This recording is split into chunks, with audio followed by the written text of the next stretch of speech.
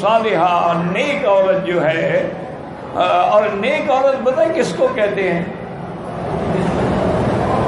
وہ بھی حدیث میں حضور نے بتلا دیا ہے کہ اذا رات ہو سرت ہو، کہ جب خاوند کی نظر پڑے تو خاوند دیکھ کے خوش ہو جائے. وَإِذَا أَمَرَهَا أَطَاعَتْهُ، اور جب خاوند کوئی حکم کرے تو اس کی اطاعت کرے، فرما برداری کرے. وَإِذَا غَابَ عَنْهَا حَفِظَتْهُ، اگر خاوند گھر سے باہر کہیں گیا ہوا تو اس کی عزت کی بھی حفاظت کرے، اس کے مال کی بھی حفاظت کرے. یہ سارے بیوی ہوتی ہے.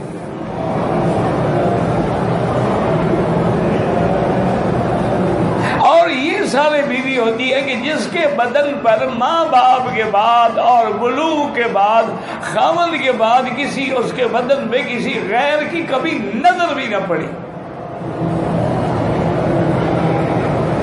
بلکہ بعض مورخین نے لکھا ہے کہ جب سیدہ فاطمہ الزہرا رضی اللہ تعالی عنہا سیدۃ النساء فی الجنہ، جب آپ کی وفات کا وقت قریب آیا تو آپ نے حضرت علی کو بلایا اور فرمایا علی میرا آخری وقت ہے تو میری وصیت ہے کہ میرے جنازے میں زیادہ تشہیر بھی نہ کریں اور رات رات میں مجھے دفن کر دیں.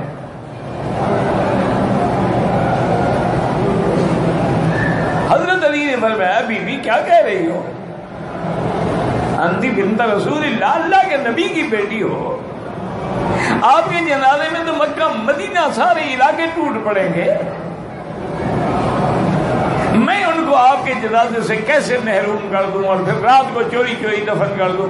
فرمایا علی میری زندگی میں میرے قد و قامت پہ بھی کسی کی نظر نہیں پڑی، میں چاہتی ہوں میرے مرنے کے بعد بھی نظر نہ پڑے. یہ ہیں بیویاں میری بیٹی.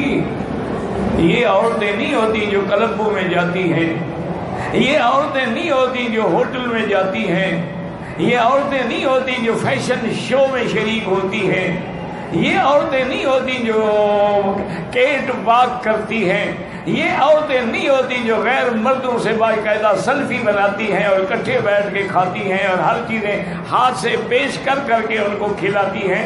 یہ عورت نہیں ہوتی. یہ عورت کے نام پہ کلنک کا ٹیکا ہے. اس کو اسلام عورت کہنے کے لیے بھی تیار نہیں. یہ چلتی پھرتی ہوئی گندی لاشیں ہیں. عورت کا کیا معنی ہے؟ وہ چیز جو چھپائی جائے. عورت عربی کا لفظ ہے، عورت کو ہندی کا لفظ نہیں ہے، عورت گرمکھی کا لفظ نہیں ہے، عورت بنگالی کا لفظ نہیں، عربی کا لفظ ہے. عورہ، عورت الرجل من السرۃ الی الرقبہ.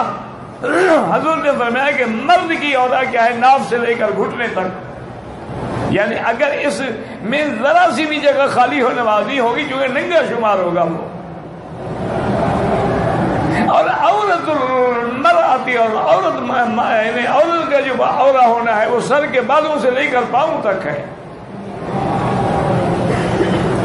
اور میری بیٹی ایک حدیث سن لے میرے مدنی پاک کی. آپ نے فرمایا کہ جو عورت اذا تزینت وتعطرت وتبخترت، کہ جب کوئی عورت جو ہے بڑا میک اپ کرے، سنگار کرے اور خوشبوئیں لگائے اور اسی طرح چہرہ کھلا کر کے مردوں کی محفل میں آئے، فرمایا فہی کذا و کذا، یعنی یہ زانی عورت کے حکم میں ہے. اب تمہاری مرضی ہے، ہماری کون سنتا ہے؟ تم نے باپ کی نہ سنی، خامد کی نہ سنی، تم مولوی مکی کی سن لو گی. تو ایک دفعہ پرانی بات ہے، اس دن بھی کوئی عورتوں کا مضمون ہوگا تو میں تقریر کر رہا تھا. فارغ ہونے کے بعد در سے جب میں لفٹ پہ اتر رہا تھا تو میرے آگے دو عورتیں جا رہی تھیں اور میں ایک بڑے غصے سے کہہ رہی تھی کہ آج تو مکی صاحب نے عورتوں کے خلاف اتنا طوفان بیان کیا ہے، معلوم ہوتا ہے اس کو کوئی کام کی بیوی نہیں ملی. میں اس کی بیوی ہوتی نا اس کو سیدھا کر دیتی.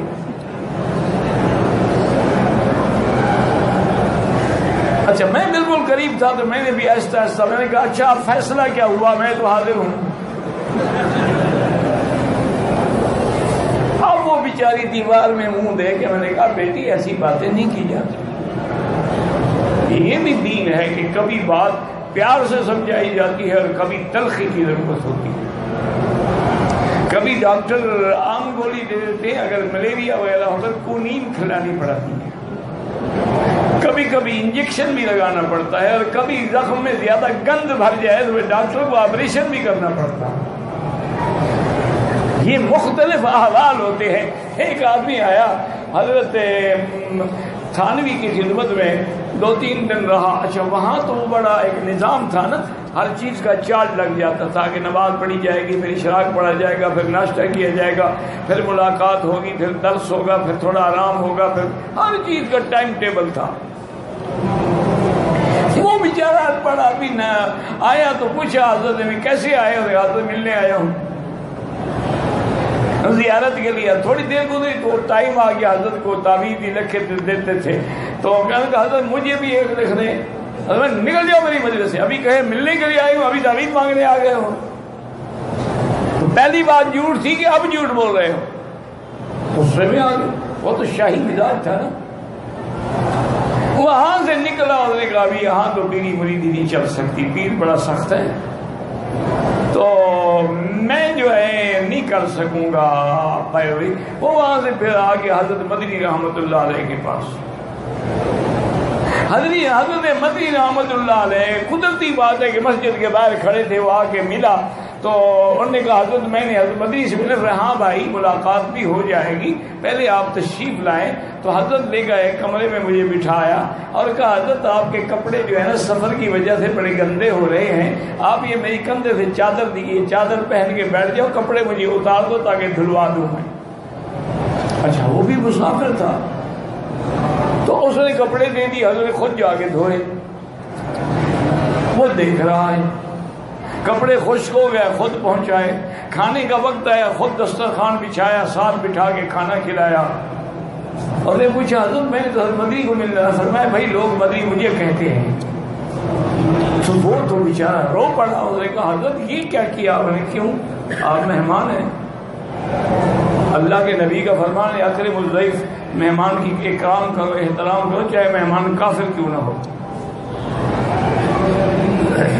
اس نے کہا اچھا حضرت ایک میری مشکل حل کر دیں۔ حضرت تھانوی کے پاس گیا تو انہوں نے تو میری چمڑی ادھیڑ دی آدھے گھنٹے میں، اور یہاں آیا ہوں تو یہاں پر تو جناب یہ خدمتیں ہو رہی ہیں، کھانے کھلائے جا رہے ہیں۔ آپ نے فرمایا کہ بھائی وہ ڈاکٹر ہیں، ان کا کام آپریشن کرنا ہے، ہم کمپاؤنڈر ہیں، ہمارا کام برہم لگا ہے، اس لیے آپ کو میرا معاملہ نرم لگ رہا ہے، ان کا سخت لگ رہا ہے، لیکن ان کا جو کام ہے وہ ضرورت اس کے لیے ہے۔ اس لیے ہمیشہ یاد رکھیں کہ میری بیٹی یہ حدیث رسول اللہ ہے۔ حضور نے فرمایا ہے کہ جو عورت میک اپ کر کے، سگار کر کے، باریک کپڑے پہن کے، جس سے بدن نظر آئے، بال کھلے، آج کل تو دوپٹہ ویسے پہننے کے لیے تو ہوتا ہی نہیں، وہ تو ایک فیشن ہے نا کہ کندھے پہ ڈال دیا۔ انا للہ و انا الیہ راجعون۔ میری بیٹی اگر آپ نے دوپٹہ نہیں لینا ہے نا تو سیدہ فاطمہ کے دوپٹے کی توہین تو نہ کرو، نہ لو، پھینک دو، نکل جاؤ جہاں نکلنا۔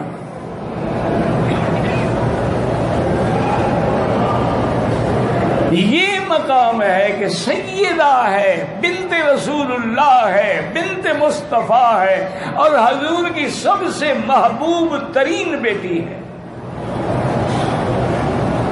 بنت مصطفیٰ ہے، زوجہ علی مرتضیٰ ہے، ام الحسن والحسین و ام کلثوم ہے، حسن حسین اور ام کلثوم کی ماں ہے، اور جنت کی سردار ہے، لیکن کہتی ہے میرا جنازہ رات میں پڑا۔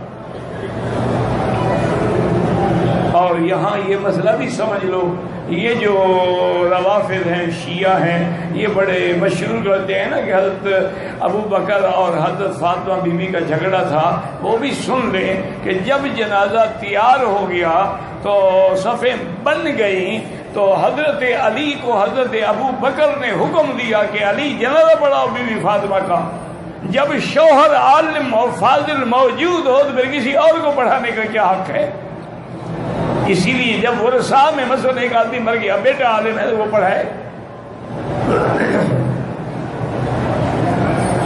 حضرت علی نے آ کے حضرت ابوبکر کا ہاتھ پکڑا اور فرمایا کہ یا خلیفۃ رسول اللہ، یہ ناممکن ہے کہ آپ کے ہوتے ہوئے علی مصلی پہ کھڑا ہوئے، علی تو پہلے بھی تھا، حضور نے اپنے مصلی پہ آپ کو کھڑا کیا تھا، آپ بھی فاطمہ کا جنازہ پڑھائیں گے؟ اگر دشمنی ہوتی تو جنازہ اسی سے پڑھواتے۔ یہ تو بس ایک روافض جو ہیں، یہ شیعہ جو ہیں نا جی، اصل میں ان کا بانی جو ہے وہ یہودی ہے نا، تو وہ یہودیوں والی ساری باتیں ان میں آ گئی۔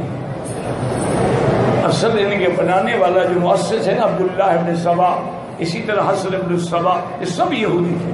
اچھا، خوارج کا بڑا بھی یہودی ہے۔ اس لیے ہمیشہ یاد رکھیں کہ اللہ کے نبی کے زمانے میں، ہر پیغمبر کے زمانے میں جماعت حق والی بھی تھی اور باطل والے بھی تھے۔ اسی لیے اللہ نے فرمایا کہ یہ نہیں ہے کہ پہلی امتوں سے، اور جو لوگ پہلے دین پہ بھی قائم رہے اور حضور کے دین، ان کو اللہ دوہرا